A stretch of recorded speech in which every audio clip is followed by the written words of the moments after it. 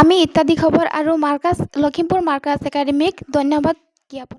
যেহেতু মেট্ৰিক পৰীক্ষা বুলি ক'লে বহুতে মনত এটা ভয় ভাৱ আহে যে প্ৰথম যেহেতু মেট্ৰিক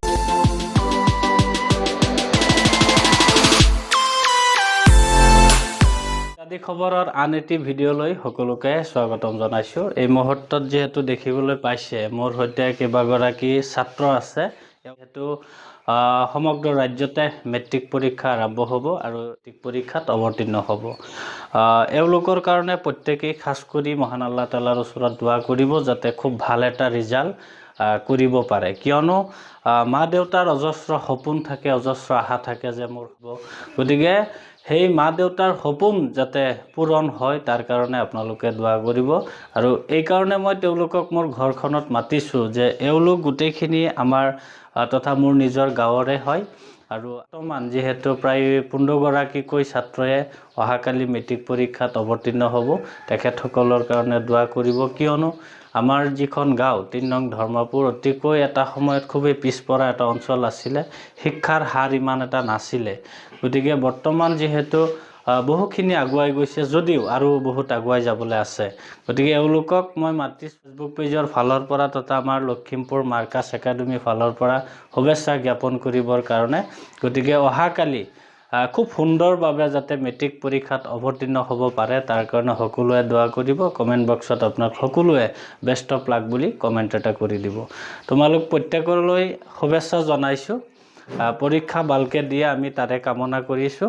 আৰু আমাৰ ইত্যাদি খবৰ ফেচবুক পেজৰ ফালৰ পৰা তথা আমাৰ লখিমপুৰ মাৰ্কাছ একাডেমীটো চিনি পোৱা, মই যিহেতু তাৰ লগতে জড়িত, গতিকে তেখেতসকলৰ ফালৰ পৰা এখনি উপহাৰ তোমালোকলৈ পঠিয়াইছে।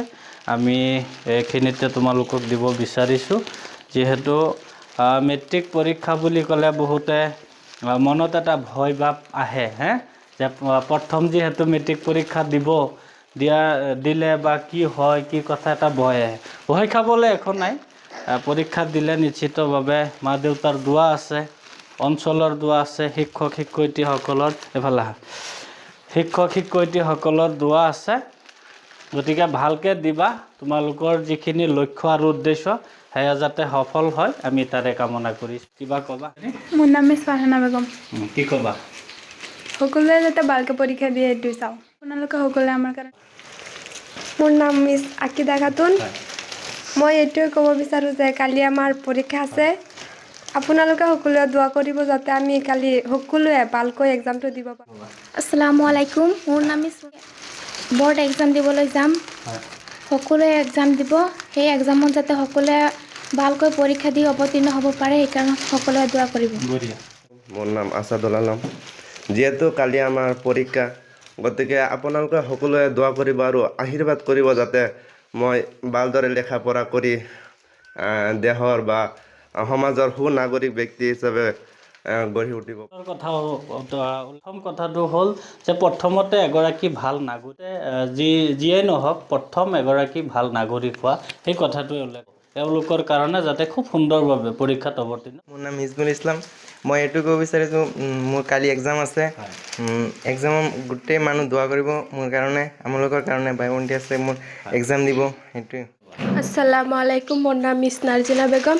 মই সকলোকে এইটো ক'ব বিচাৰোঁ যে কালি এক্সাম আছে, আমাৰ সকলো এক্সাম দিব ভাই ভণ্টিসকল।